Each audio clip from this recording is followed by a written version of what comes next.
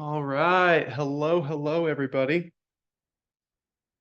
We'll get started in just a second. Let's see. Everyone, do me a quick favor.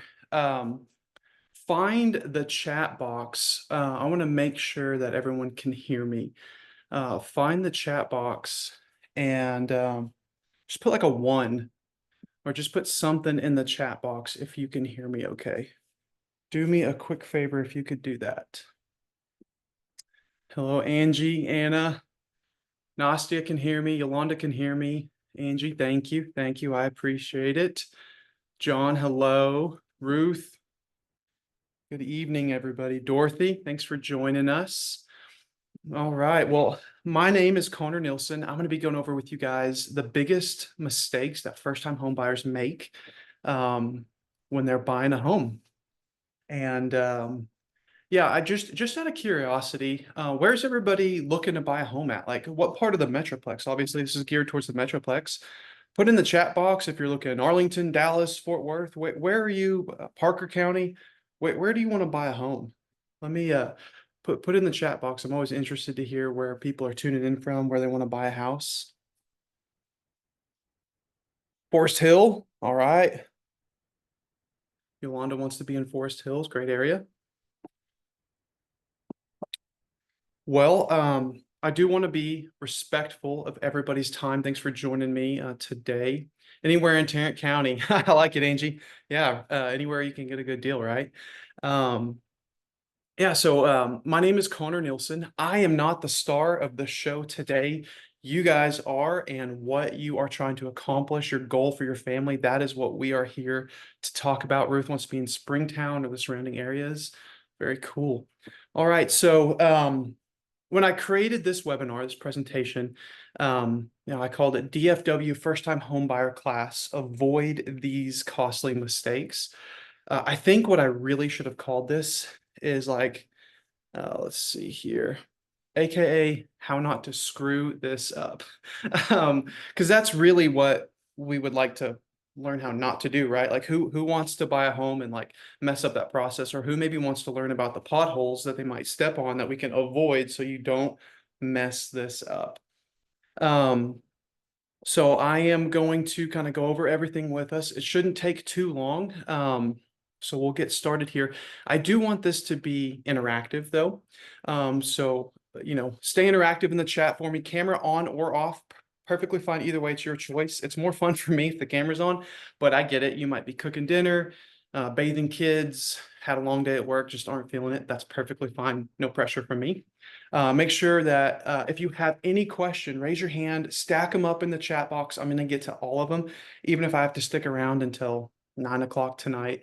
But don't be shy to ask a question, because chances are if you're thinking of the question, maybe someone else in the group is thinking of the question too. And so you're just going to help everyone by asking it. So just don't be shy to ask any question at all. Real quick though, someone on this call is going to win $500 tomorrow. Yeah, sometimes I do this, sometimes I don't. I was just kind of feeling like blessing someone. So somebody on this call is going to win $500 completely. Like there's no gimmick, no obligation. I just feel like giving it to someone. All you have to do to win, type in the chat box right now, 500. And that's how you enter to win. Now, disclaimer, I'm not paying anyone to work with me, nothing like that. I don't care. Tomorrow I'll either Venmo you or Zelle you, or I don't know, you want me to mail you a check? I don't care. One person is going to win $500. We got two people, Nastia and Yolanda. You got a 50-50 chance right now of winning. If anyone else wants to, oh, okay, 500, please, Angie. There we go. Yeah, just that's all you have to do is post that on there. And yeah, someone's going to win it tomorrow. I'll call the winner. So thanks for doing that. Okay, so let me ask you guys, how are you feeling about buying a home right now? Like this process, when you think about buying your first home, how does it make you feel? Concerned, stressed out, intimidated, anxious, uncertain, scared even? I know that when I bought my first home, I probably felt all of that plus more, stressed, scared, all of the above and more, says Ruth. Yeah.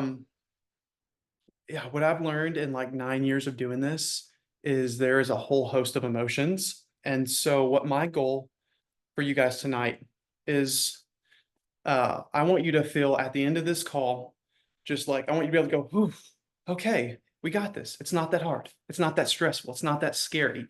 That's my hope after the end of this call, is that you would feel like that. Now I know that's a tall order. That's a big like promise to fulfill.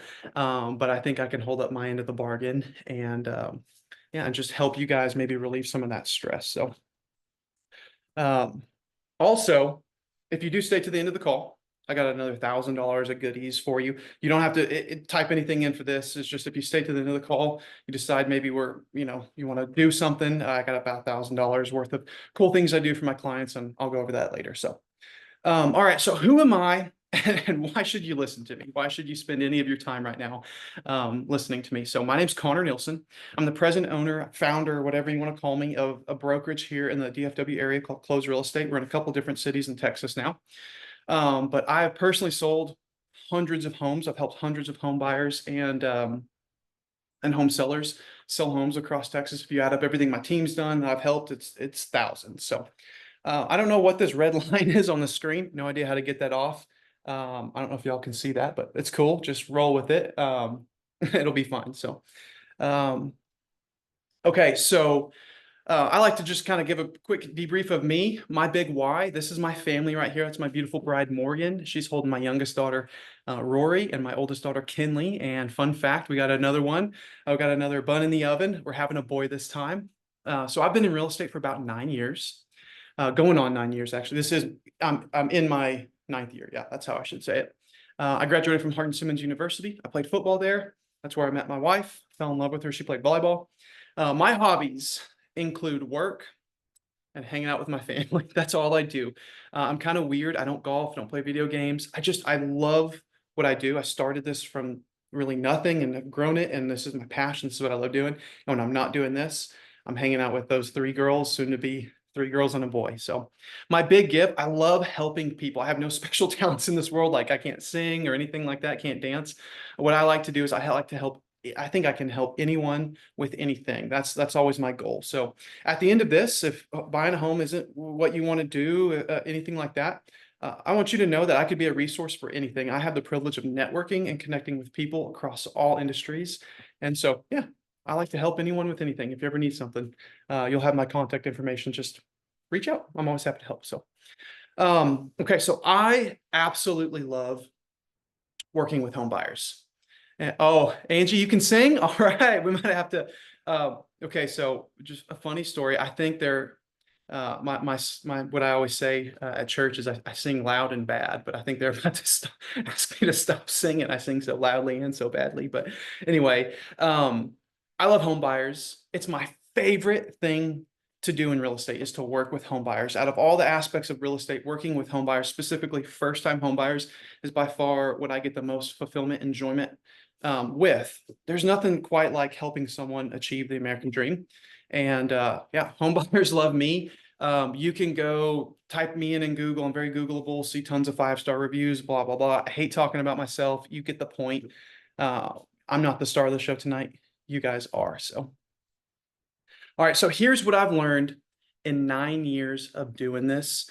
Most buyers screw this up. Now, I don't mean most home buyers. I mean like 90% of all buyers screw this up at some way in the process. So let's figure out how not to do that. So based on like the last 9 years, I can tell you most people are going to end up either in the wrong house or in the wrong deal because they overpaid, they left money on the table. My job today is to help you kind of be able to see around the corners so that you're going to be the most well-prepared home buyer in all of Texas. That's what I want. So are we ready to just rip the Band-Aid off and talk about all of these mistakes that I see most people make?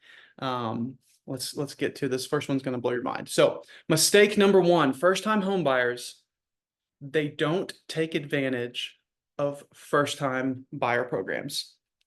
I'm going to say it again because this is just crazy. First-time home buyers don't take advantage of first-time home buyer programs. Like, it's just baffling. Okay. So if they're not taking advantage of them, who is? And what are these first-time home buyer programs? We're going to talk about those. But before we do that, I know people are really busy. something might come up. You can't stick around for the rest of this call. I am going to put a link in the chat to my calendar. Feel free to just book a call with me and I'll go over the rest of this if for some reason you can't stick around. Hopefully you can, but if you can't, my calendar is in the chat. All right, let's keep going. All right, so what is a first-time home buyer program? There are a lot of them. So I'm going to it's like Baskin Robbins 31 flavors. I'm going to go over some of these with you. So some of them are specific to the location of the home. So what I want you to imagine is if I live on this side of the street, I get a first-time home buyer program. If I live on this side of the street, or if the home that you're buying is on this side of the street, I should say, you don't get a first-time home buyer program. Some of them are specific to the location and they can literally be across the street from each other. It's just a matter of working with someone who knows which ones do and which ones don't. Some of them are going to depend on your income. Okay, meaning like if you make this much or less, you qualify for a first-time home buyer program. If you make this much or more, maybe you don't. Some of them may require you to hang on to the home for a few years. That used to be a bigger deal, maybe like 20 years ago, 15 years ago, when you had to stay in the home for like 9-10 years. Today, 2 to 3 years max. I would imagine most people tuning in today are not planning on like buying a home and bouncing out in like a year or 2 years. So that's not really a problem anymore. Some of them may have interest rates that are a lot more favorable than the open market. I know you're probably hearing a lot of stuff in the news, rates are coming down, but they're still high, all this kind of stuff. So lower interest rate, lower payment, that's the biggest way to affect your payment. Well, second biggest way to affect your payment. The next is property taxes. We'll talk about that later. So lower interest rates, always better. Some of them are going to be 100% financing, meaning like no down payment that you have to bring at all, which is absolutely awesome. Sorry, it's a beer. I'm just kidding. It's a seltzer water. Okay, so some more first-time home buyer programs. Some of them are going to be down payment grants, which meaning it's money from the government that you don't have to pay back. That can cover your down payment plus closing costs. And I'll give an example here in a minute, but like who likes the idea of the government paying for your down payment and giving you the money and saying you don't owe me anything? I like that idea. That's the one I used when I bought my first home. It's great. Some are based on what kind of job you do. For example, first responders, all the nurses, firefighters, police officers, obviously military, even doctors, teachers, lawyers, all of them have first-time home buyer programs available to them. Some of these first-time home buyer programs literally exist because of the bank's bad behavior back in the 1960s, basically meaning that in the 1960s, the banks behaved so poorly that the government stepped in the 70s and said, hey, because you guys are kind of jack wagons, now when you reach a certain size, you're going to have to offer all of these loans out to the community, as punishment, basically. However, those banks don't advertise that. They're not favorable loans for the bank, and they hate giving them out. So if they have to give out, let's say 10, they're going to give out 10. They're not going to give out 11. And so unless you know who to ask where to find those, you would just never know about them. Some of them are federal tax credits that pay you back every year as part of your mortgage interest. So I don't know if anyone here has ever had the privilege of writing a check at the end of the year to Uncle Sam. Imagine buying a home, and because of that program, you don't have to do that anymore. Like, that's always cool.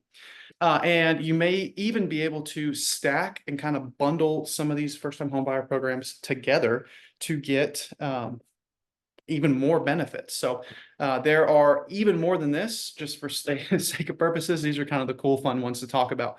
But really it's a matter of working with the right person who can lay them all out on the table and say, this one, this one, this one, these are the best options. These won't work, just figuring it all out for you. So I'm going to give you guys a quick example about Johnny. I love Johnny. Johnny's a cool dude. He wears funny suits, but more importantly, he's a savvy home buyer. So for this example, we're going to talk about a purchase price of $325,000.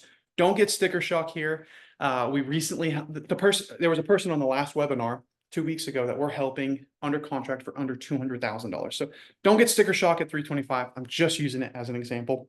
But Johnny is going to do an FHA loan.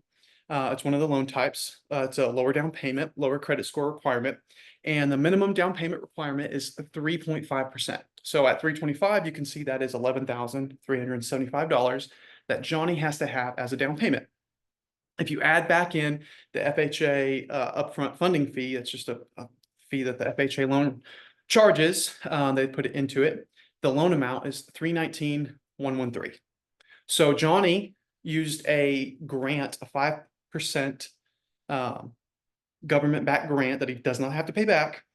And his incentive that he got from the government is $15,955. So that money, that 5% covers his 3.5% down payment plus more. So the total down payment is covered by the incentive with $4,500 left over to cover the closing costs. And we'll talk about closing costs, but Johnny's getting a good deal. We literally helped someone on the last call do this exact thing with an under $200,000 price point. So that's just one example, kind of my favorite program. Most people can qualify and get that 5%. It's awesome. Okay, so why isn't everyone using these first-time home buyer programs? Like, they sound awesome, right? They sound too good to be true. They're not. They're out there, but why aren't people using them? And who is? Well, no one. And the money's kind of just sitting there. The reason why people aren't using these or don't know about them, it's kind of evil, if you ask me. But the banks they don't want to tell you about them. And most first-time home buyers, they don't know where to go to get financing. So, people are smart. They're like, I bank at big bank X or credit union Y. And so I'm going to go, they send me emails about if I want to buy a home, I can do that. They kind of track your income and they start targeting you. And so they send you the advertisements and we'll do your mortgage. So, well, that makes sense, right? They already have all my information. They have all my checking accounts, my logins. I can just go there. Well, big bank X or credit union Y, they're going to steer you away or probably not even tell you about these programs for a couple of reasons. Number one, it hurts their bottom line, and the bank doesn't care about you. They care about the bottom line. Sorry, I hadn't had enough water today.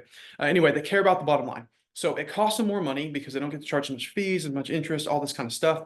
But also, that's a heck of a lot of paperwork, not for you, but for the bank. And so they have to have more staffing, more training. It's just, they don't want to mess with it if they don't have to. And then the other thing is, if those banks, when you go into that bank and you talk to that, your banker, the loan officer, those loan officers are usually, how do I put this nicely? They're junior or baby loan officers. So they're paid salary versus commission that the bank pays them. So their salary. So number one, they don't care if your loan closes or not. They're going to get paid the same amount of money. So if your loan is a lot of work, they're not going to work very hard on that file. Number two, there's a high attrition. They're always coming in and out at a revolving door. So if they even knew about these programs, their bosses are probably telling them, like, don't advertise that. And then just a side note, this isn't why, but seller agents, they don't like to look at, they don't like big bank X or credit union Y pre-approvals. When they see those, it's a red flag. I've been there.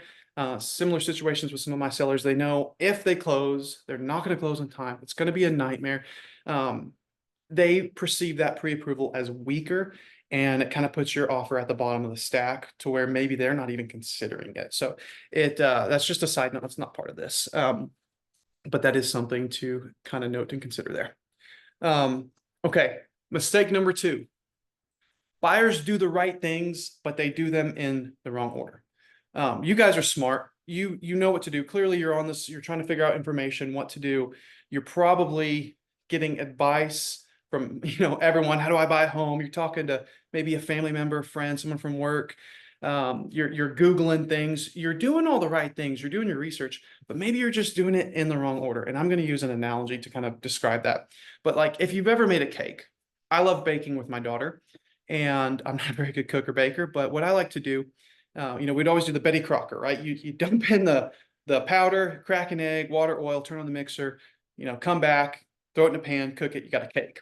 One day I decided it would be fun to take my daughter and we were going to make a cake from scratch. Like, we weren't buying the box. So we went to H-E-B, we got all the things, and yeah, we just put it all in a bowl, turned on the mixer and, dumped it, put it in there. And what we got was a delicious pile of hot chocolate sand. Is this still a cake? Like, technically, yeah. I mean, you work for H-E-B? All right, I love H-E-B. But yeah, is it still a cake? Yes, it's a cake. But did I nail it? I mean, is that a cake that you'd see on the Great British Baking Show? No, like that's a cake you're gonna have to cover in frosting because it's ugly as sin. And so that's kind of what home buyers do sometimes. Let me tell you, let me tell you if this sounds familiar. So, you want to buy a home, so you stalk Zillow for 3 years. You're looking around, maybe you're getting some advice. You hear about your neighbor, a person you work with that bought a home in this area. They paid this much and their payment was this. And you talk to some people getting bad advice or just different information that's not going to qualify for you. And so you kind of start like disqualifying yourself based on someone else's experience, from neighborhoods and houses that were actually attainable. Maybe you get on like the Zillow payment calculator, which, by the way, were not made for Texas payments. Texas payments are wacky. We'll talk about that in a minute. And you kind of start to get discouraged. Maybe one day you get curious, so you call a couple for sale signs. Now you have 20 realtors stalking you for the next year, sending you useless emails. Maybe you walk into the builder model. Why not? They're nice, right? Cool home, walk through, nice people. Go to some open houses. Again, you're dealing with realtors stalking you for the next 3 years. And then you finally get fed up. You walk into an open house, you walk into a builder model, the right person says the right thing to you at the right time. Next thing you know, 3 months later, you're waking up with some buyer's remorse or regret because you got a home or a house that's maybe not a home, and you just know you didn't get that good of a deal on it. Yeah, that's not what I want for you. What I want is for you to drive home from a long day at work, the headlights hit the front of the home, and you just sit there for a minute. You're like, "Ah, I'm home." And then you walk through the front door and your family greets you. And this house that you bought is a home that you love. And that when you eventually get ready to sell, you're going to cry because you're going to miss your home so much. You're going to love it. That's what I want for you, not the other way around. Okay, mistake number 3. Oh man, they get stuck in the builder's marketing machine. Oh man, oh man. I think I've even been there at some point. So, home builders are awesome. Some of them will roll out the carpet for first-time home buyers. They will work with every single kind of program you want. They'll pay for closing costs. They're doing awesome, awesome things. Some of them are not. Not all builders are created equal. You would think with today's inspection standards that all homes are created equal, right? Not at all. You have some builders at all price points that do just the bare minimum to get by. Now, if you think about this, like putting a plastic plumbing piece is not a big deal. It's not going to cause any problems for the next 2 or 3 years, but what's going to happen in 10 years? Whereas the builder who doesn't skimp on the things and puts the metal piece, it's going to last a lot longer. It's going to be a better quality built home. Not all builders are the same. I want to introduce you to two people. Oh, I love these two people. Handsome sales dude and friendly sales lady. These guys work for the builders. They're builders sales reps, or maybe they're called new home counselors, right? That's what they call them now because sales rep is a bad terminology. So handsome sales dude, let me describe him to you. He's going to run for office one day. Like you're going to look up in 10 years, he might be the mayor of Fort Worth. Who knows? But he's got some charisma about him. He makes you feel special, makes you feel like you're the only person in the room. Smells really good. That's weird for me to say, but yeah, he smells good. He talks fast. He drives like a crazy nice car. Man, whose G-Wagon is that? Well, it's Mr. Handsome Sales Dudes. And he says it's fine a lot when you ask questions. So he is worried about his quarterly bonus, and he's just kind of worried about getting you a good deal, but not really. So friendly sales lady, she could talk to a wall. She's so nice. She starts off by asking about your dog and your kids, and all of a sudden you're signing a 50-page contract, and she needs you to sign it like today, buy the home today, or otherwise her boss might replace her. Now she's got some good product knowledge about the builder and all the things that they do, but you can just like smell the commission breath off of her. Like when she looks at you, she doesn't see your head, she sees a dollar sign. And then when she looks at your kids, she sees like $2 signs because she knows if she can win the kids, she can win the parents. So there's some winning tactics we can do to avoid these people and win with builders, because some builders are awesome. The problem with the builder is there's no one looking out for you. So when you walk into the builder's office, unrepresented, no realtor with you, they're going to do everything they can to create a one-sided deal. That is their job. They work for the builder. They're not licensed realtors. They couldn't be, or they'd be like sued. they work for the builder, not for you. And so they're going to work for the builder and not for you. They're going to be nice about it. So there's some winning tactics we can do.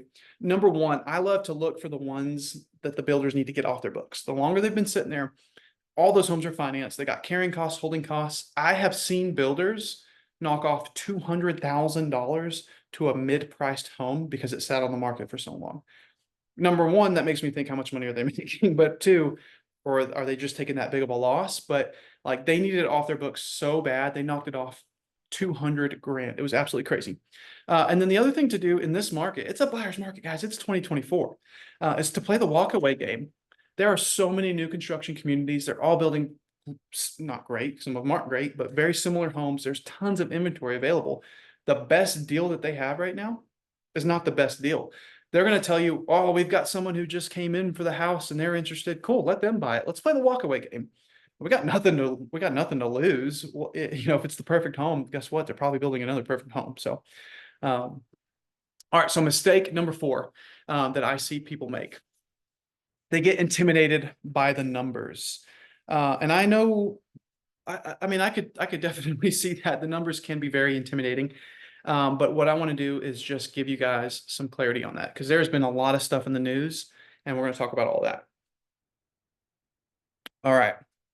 Let's talk about the numbers here. Let's do the ABCs of closing costs. Closing costs are like such a dirty word for me, because there's a lot of stuff that gets involved in there and people just aren't, even realtors like get things confused. So let's just break it down.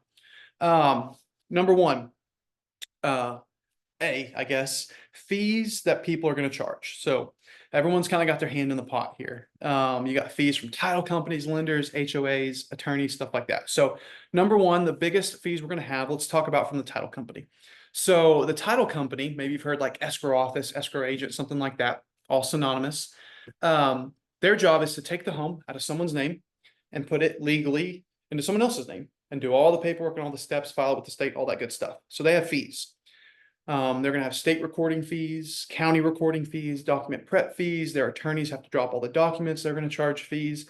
And then the biggest fee is what's called the title insurance or title policy. So when you finance a home in the state of Texas, or actually nationally, but especially in the state of Texas, when you finance a home or just buy a home, you got to have title insurance.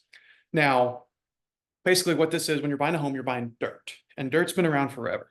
And if 200 years ago, someone owned that dirt and they didn't do the paperwork correctly, and great grandson comes knocking on your door and saying, hey, this is actually my land, no one told me, I want my dirt back. That's what the title policy stops and avoids. Now, while title claims are rare, when they happen, and they do happen, they are astronomically high. And because they're so high, we have to have title insurance. Typically, it's going to cost less than 1%, but more than 0.5% of the cost of the house. So it's pretty expensive. Next, we have lender fees. So there's 2 ways that the lender makes their money, and they're going to make their money, is fees and interest rate. So the higher the fees, the lower the interest rate. The higher the interest rate, the lower the fees. There we go. Either way, they're going to get theirs, right? And then you have HOA fees. If you're buying a home in city limits that was built 1995 or newer, chances are it's going to be in an HOA community. Some people love them, some people hate them. We could find non-HOA communities, HOA communities. It's just kind of dependent on what you want. But they're going to charge management fees, transaction fees. They're really just nickel and diming you is what they're doing. Okay, B are funding fees. So these are one-time funding fees charged by like VA loans. They have them. FHA loans have them. Conventional don't really have them. Sometimes builders will charge a one-time funding fee as well, or builder's fee is what they'll call it. But that's part of the closing costs.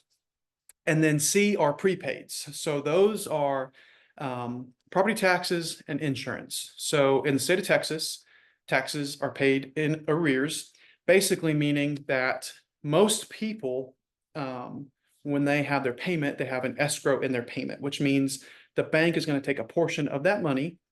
They're going to charge a little bit more, take that money, put it into an escrow account, and they're going to pay your taxes and your insurance out of that account. That's your money. They're just holding on to it for you so they can pay that. Well, when you first buy the home, you don't have an escrow built up of money for them to pay.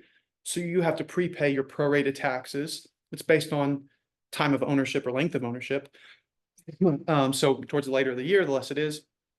But it's same with insurance. So because you have to have the home insured to have a loan on it. So that's it. Those are closing costs. Um, it's not very confusing. It's not very hard. I mean, it's pretty simple, right? All right, good news, bad news. Bad news is they're expensive.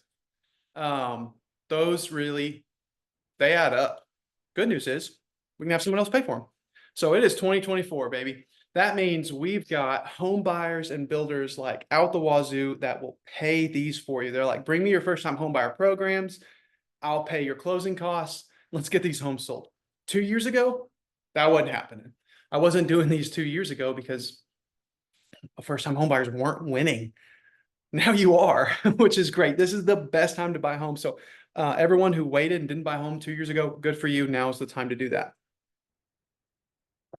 All right. So what's not part of those fees? What's not part of a closing cost for home buyers? Here's what's been in the news. Buyer agent commissions. Oh my gosh, you probably heard about the NAR settlement, sellers not paying buyer agents, all that kind of stuff like that. Here's what's happened with that lawsuit. Absolutely nothing.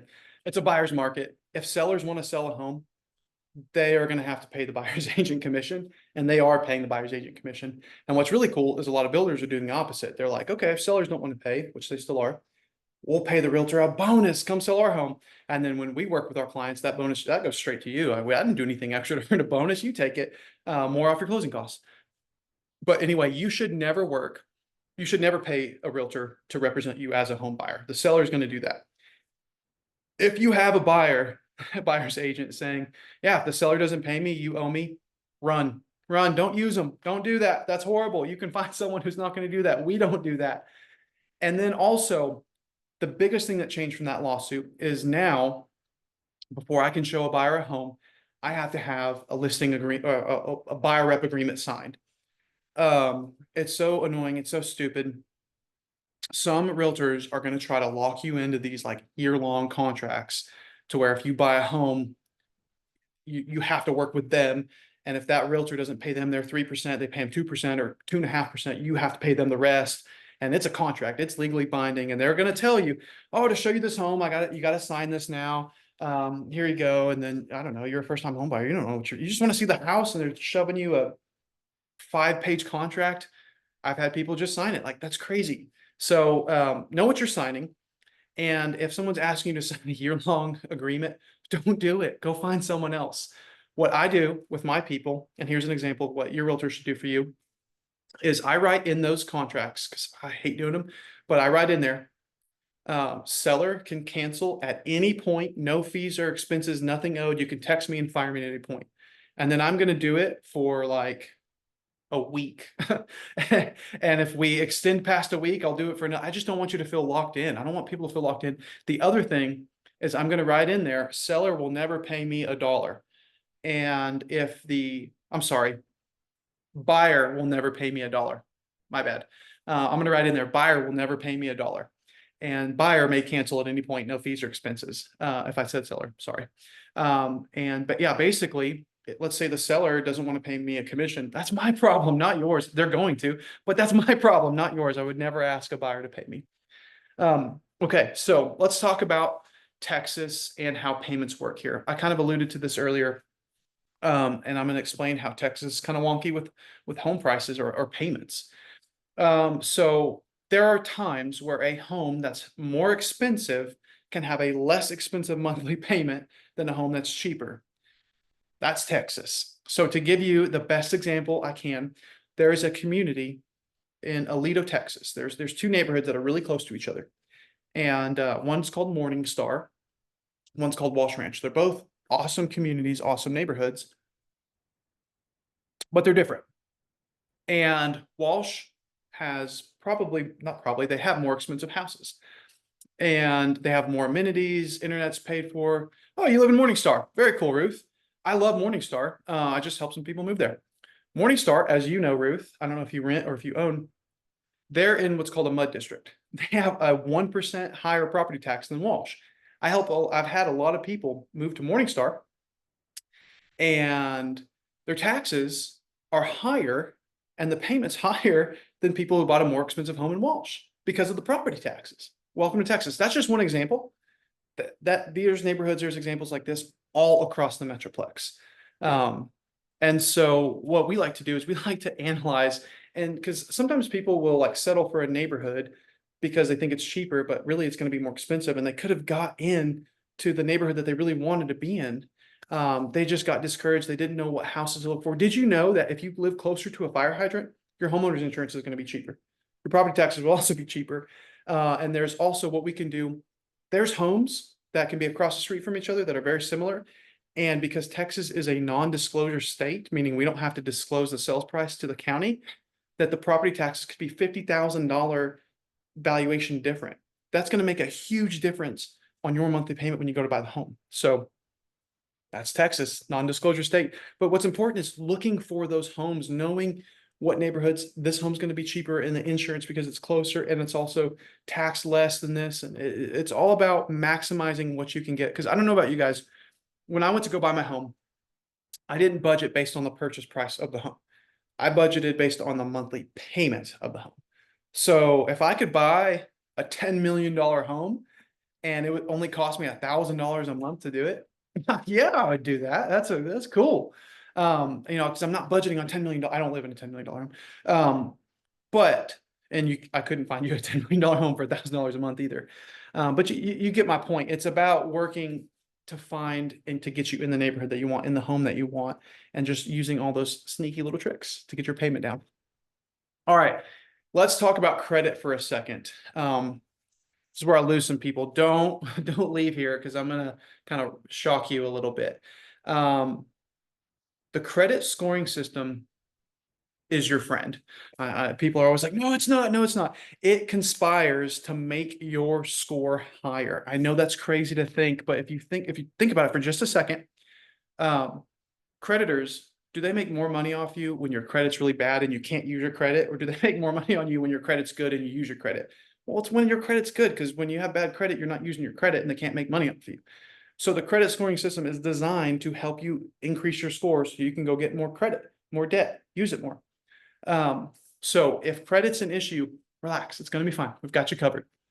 Couple things we need to talk about though. First, do not allow anybody ever to do a hard pull on your credit yet. If your score is like marginal to some of the requirements, like I've helped people all the way down to 520 to get a lot of the good, not good, to get more first-time home buyer programs, you got to be 620 to 640. I've seen people increase their score by 90 points in as little as 2 months. So if your score is close, if you're like 638, something like that, having someone do a hard pull could drop you below the threshold to get some of those awesome programs and could result in declining the loan. Soft pulls are going to cost the lender more money, so they don't advertise it.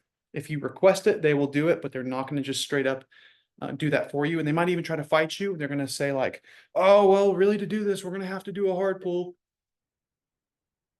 They're lying to you. Go find a new lender. Don't let anybody do a hard pull yet. At some point, they're going to have to. But let's peek behind the curtain a little bit. Let's see what we're working with. And if we're close, then we know we need to do a couple things. If we're good, if we're here, we're gonna like, all right, let's put a plan together. But my lender has a solution for you, and we can actually help you with that. Second thing is, don't be a hero. What I mean by that is, if you've had some issues credit-wise in the past, getting ready to buy a home, and you're like, you know what, I'm gonna pay this charged off credit card or older collection. That's awesome that you want to do that. You're a good person, but don't do it, because some of them can be so old, they're kind of just sitting there, but they're not really causing any harm. But when you reactivate it, when you do something, it's like a little spark and you're just dumping gas on it. It's gonna blow up and it's gonna just tank your score. Don't pay anything off. Don't do anything without talking to us first. Not me, talking with my lender or someone that you know and trust that can help you through that. Like I said, I've seen people increase their score 90 points in as little as 2 months. That was kind of an extreme scenario. Most people can go 30 to 60 points within a matter of one credit cycle. So we have a lot of tricks and things we can do to get you just teed up perfectly for you to get all the first-time homebuyer benefits. Okay, so let's tell a story with cost in mind, and let's go through the home buying process. And when we're done with this, you'll see all the costs and have a good plan. Sound good? Let's do this. Step one, let's talk about who is going to be asking you for money, how much money, and when. All right, so first off, how much does it cost to have a team get you in shape to buy a home? Say maybe we need some credit work done, we need to kind of do some things here and there. How much is that going to cost you? Nothing. That's not going to cost you anything for me and my team to help you, even if it takes us 1 year or longer. I've worked with people for about 1.5 years to get them to where they want to be. They had the ultimate goal. They're like, Connor, we're buying a home. I'm like, cool, it's going to take a little bit. And they're like, yes, that's fine. No worries. Let's work together. About 1.5 years later, bought their first home. That is just a testament to those individuals. But yeah, we don't charge anything for that. We'll help you. All right. So step one, let's say we find the home. Credit's good. Get you pre-approved. We go find this. We find all the great programs for you. We have a plan in place, and we find you just 10 out of 10 home run house. And we execute the offer, and you're under contract. Woohoo! All right. So there's going to be 2 big fees you're going to be paying. One of them is refundable. One of them is not. The first one is the earnest money. Think of this as a deposit. It's earnest money, but you can think of it as a deposit. It's commonly 1%. Doesn't have to be 1% of the purchase price. So $300,000, 1% of that, $3,000 is typically what it is. Anything more is just unnecessary.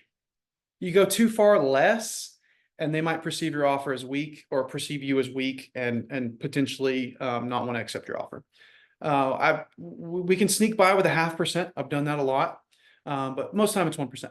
Now, this is considered to be like your skin in the game. So at some point, that money is no longer refundable, but during the first part of the contract, it is 100% refundable to you. The second fee is the option fee. This one is not refundable. This one is the second you write the check, it's gone. So most of the time, it's $200 to $400. And you could think of this option period, the option fee, as kind of the second negotiation. So it's you're buying the right to terminate or back out for about 5 to 7, maybe 10 days, but typically 5 to 7 days. And that's your escape hatch. You can back out for any reason or absolutely no reason. You back out, you get your earnest money back within that window. That is designed for us to get the home inspected. Okay, so home inspection, that's the next thing. And this is the best money you're ever going to spend. So we're under contract. Now we're going to pay a home inspector to come in, and they're going to just dig through every inch of this home and look at everything, and they're going to nitpick it to death because that's what we're paying them to do. A general home inspection is going to cost $400 to $600. It's always a buyer expense, and sometimes there's loans that are going to require another inspection, typically a pest inspection, and that's about $150. And that's the best money you're ever going to spend in your life. There might be a situation where there's a secondary inspection. So an example of that is when, let's say the home inspector says, hey, the AC is not working right. I've been running into that a lot. Pretty typical in Texas summers. When is it going to break in the summer? And so the home inspector, he's not a licensed HVAC guy. He just knows that it's not working right. He's not going to tear apart the thing because he can't do that and tell you what's wrong. So we might have to pay a HVAC guy to come out and say, oh man, you just need a capacitor, it's $200. Or maybe it's like, oh, the whole thing's going to be replaced, it's 15 grand. Or if you have a pool, we got to get that checked out. Septic, you got to get that checked out. So you might have secondary inspections. Okay, so step 3, we might potentially renegotiate the deal. So based on the results of the inspection, 3 things will happen. Number 1 is we find that this house is a turd, and we got to cut and run. We got to go find another home. So we're just going to back out. We're going to walk away from it and go find something better. So that's option number 1. That could happen. Number 2, we could pick 2 to 3 items and have the seller pay to get them fixed. Pretty common. And we're going to have them fixed before closing. And we're going to get receipts, warranties from all the kind of work because we're going to make sure a professional does it. The third thing that could happen is maybe the seller, Mr. or Mrs. Seller, they don't have the money to do that. Maybe it needs a new HVAC. They don't have 10 grand, but they're willing to give you an extra concession or come off the price to make you whole that $10,000 so you can go do that once you close. That happens often as well. So once we get past that, it's all going to go quiet, right? We're not going to hear anything for a little while, and you're going to be thinking like, "Oh my gosh, what's wrong? Something's wrong with the loan. Something's good." No, it's all good. It's all good. But then all of a sudden, you're going to call from the lender, and they're going to say, "Hey, we got to get the home appraised. It's going to be, $600, $700." And the appraisal, it's a loan requirement. They're just making sure it's worth what you're paying for it. Two things could happen. It could underappraise, and we got to go renegotiate and say, "Hey, we're under contract for 300. It appraised for 290. Lower your price, or we can't buy the home." 99% of the time, the seller's going to lower the price. They could say no, and in which case you do get your earnest money back. That's pretty rare. Or it could just meet value and we move on. Now, I like to remind people this is not a time to go use your credit to go finance a bunch of furniture or buy a Range Rover. That is a true story. It was a used one, but he was under contract and went and financed a Range Rover, and he didn't get to buy the home. So that means, don't use your credit at that point.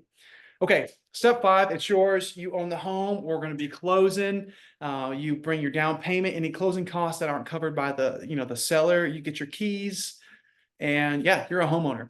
I always like to say plan for about $5,000 investment. If you're using a grant, the seller is covering those other closing costs, something like that. So in Johnny's situation, that would have been covered minus $420, something like that. Oh, here's a cool story, actually. I recently helped someone not too long ago, and I'll tell you about them here in a minute. They bought a home. We did 0.5%. It was $1,200 as their earnest money, and they got a grant, and we got concessions from the seller. When they went to closing, there was so much left from the concession that the title company wrote them a check for $1,500. So they bought a home and were up $300, because remember, they wrote the earnest money check for $1,200. And the title company wrote them a check for $1,500 at closing. That's just one example. That's my most recent example. Happened, I want to say maybe a month ago. Yeah, I mean, who thought you could go buy a home and get a check at closing? It's just awesome. All right, so mistake number 5, and this is gonna preclude all the other mistakes. If you get this one wrong, it's all going to be wrong, is they don't hire a gladiator to help them. What's a gladiator? Okay, in my profession, I love this photo, or this, you got the shadow in the background. I just think that's so cool. I found that on Google. All right, so in my profession, a lot of people got in my profession because they, are obsessed with HGTV, selling Sunset. They think this job is about riding around in a Corvette with big sunglasses, dressed up, looking cool. Any dummy can pop a lockbox. My job is like 2% showing you a house. Matter of fact, when I show you a home, I don't point out nothing. You can see the microwave and the dishwasher. I don't follow you around. Any dummy can do that. That's not my job. My job is to pick up a sword and fight for you and use the shield to protect you from harm and get us out of bad situations. What is a gladiator? I want you to go to a better school, or I want your kids to go to a better school than you did. I grew up in Lubbock. Inner city kind of Lubbock, and I went to a high school where the teachers tried hard, but it was not the premier. LISD was not the premier school district that other kids had. I wanted my kids to go to the best schools that I could possibly get them into. I want to make the impossible, what you think isn't probable, these neighborhoods you don't think you can qualify for, I want to make them possible. I want to put more money in your home equity faster, because better homes, better neighborhoods, they appreciate more, which allows you to pull out equity if you need, start that business, retire earlier, because we squeeze you into the best possible deal in the best neighborhood we possibly could just by on the hair of our chins. And then selfishly, I want you to be a raving, insane fan, and I want you to tell everyone about me. And I want to do such a good job that you're like, oh, you have a realtor, fire them, use Connor. It's kind of selfish, but that's how good of a job I want to do for you. Okay, so what do gladiators do differently? When someone tells me it's impossible, I don't believe them. I don't think I'm smarter, but I'm just going to keep working the problem until something submits. I don't believe that the inventory on the MLS is the inventory that we're limited to. If we don't see what we're liking in the MLS on Realtor.com, Zillow, I'm going to ask my marketing department to go shake the trees and find something off market in the neighborhood that you want to be in. We're going to call in favors, and we're going to find additional homes to view. We're going to negotiate hard with people that are very difficult, maybe have huge egos that have to win. We're gonna negotiate hard with them. We're gonna beg listing agents. I could be a great bodyguard. Yeah, I guess kind of what I am. Actually, I don't want to tell. I have had to do that in a situation. We showed a home, and there was a drunk guy in the house. I'll tell that story later. I was someone's bodyguard. It was like, we gotta go. It was a mess. Anyway, that just, I hadn't thought about that in a long time. That was, you put that comment out there, that made me think about that. But anyway, I'm going to consume an obnoxious amount of caffeine and analyze every single listing that's close to every single fire hydrant with the best possible taxes. What side of the street is on? Do you get these incentives or not? Until I find you the best possible deal that I can that fits your monthly budget. Is everything that I'm going to do work? Absolutely not. But I'm going to pull out all the stops until the problem submits. And I'm going to go from A to B to C to D. We're just going to keep going. And we get all the way to Z, we're going back to AA. We're just going to keep working the problem until something happens. What do I look like when it's all said and done? Boom. That's what, swollen, bruised. That's actually a real photo of me. I had jaw surgery, but it works well for an illustration. Okay. Let me ask you this now. How do you feel now? Do you guys feel maybe this is a little bit more attainable? Do you feel a little less stressed? Do you feel maybe a little less intimidated? Put in the chat, tell me, like, does this make sense? Do you guys feel like, hey, this is good? Like, I can do this. Let me know in the chat how you guys are feeling right now. It sounds great. Yeah.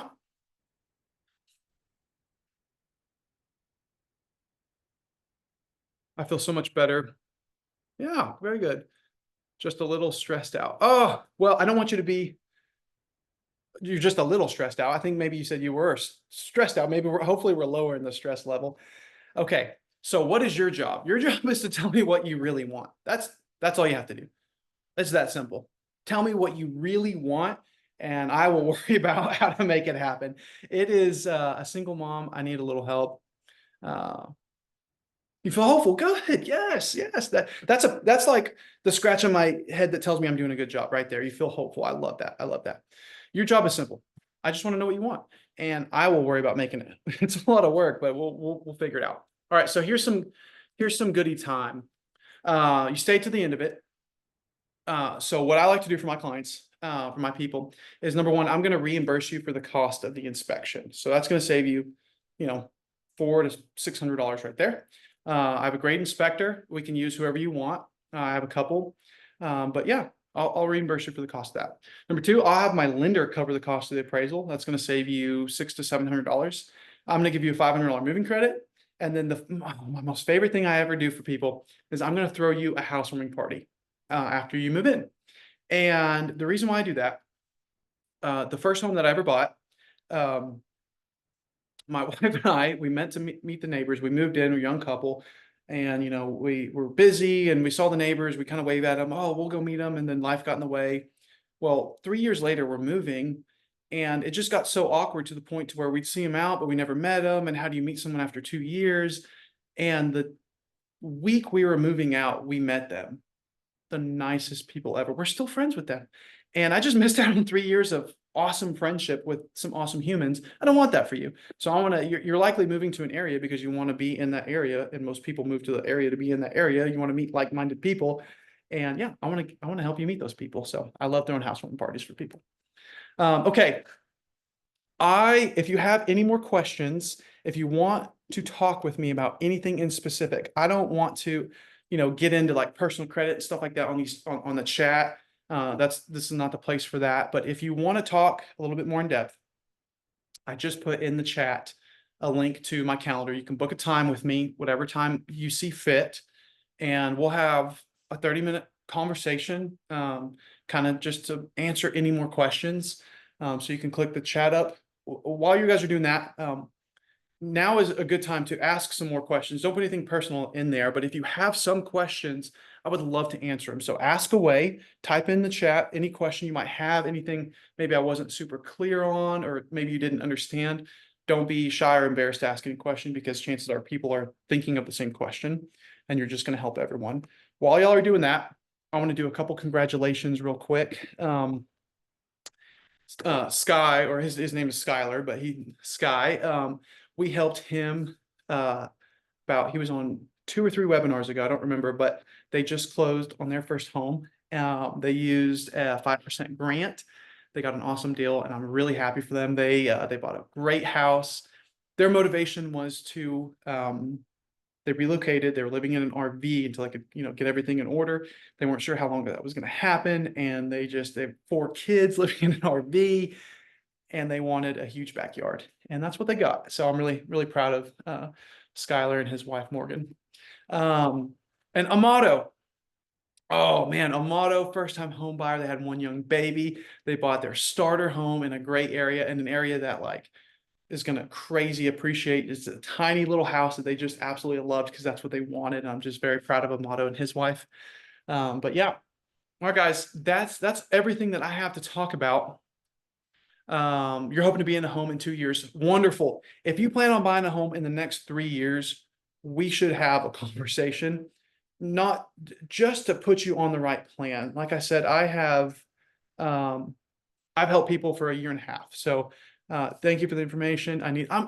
Anna, yes, I'm glad you liked it. I'm glad you got something out of this. That makes me happy because I do put my heart and soul into this, if you can't tell. But anybody, please feel free to ask anything. If you have any questions, I'll stick around. If not, if you would rather just book a time to talk with me. And then also, guys, I'm going to do this. I put my calendar in there. That's an easier way to plan a good time that we'll be able to talk. But I'm going to put my cell phone in here. As I said at the beginning, I love helping anybody with anything. So if you ever need something, advice, if you need to be connected with a landscaper, dog walker, haircut person, electrician, anything at all, there's my cell phone. Call me. If you just want a friend, you want to go have lunch, if you're a cool person, if you're in a service industry, I'm always looking for other cool people to network with that my clients, everyone's always asking me for people, for things. And yeah, if you do a thing, chances are I have people who want your thing and I can connect you. So there's my information. Feel free to reach out to me at any point. I truly do mean that, even if you just want to go have lunch. I like eating with people. So yeah, I guess I'll give it one last opportunity. Does anybody have any question? If not, I'm going to sign off and go play a couple rounds of Uno with my oldest daughter before bedtime. She beats me 60% of the time. She's good at Uno. So any last call, any questions? Does anybody have anything for me?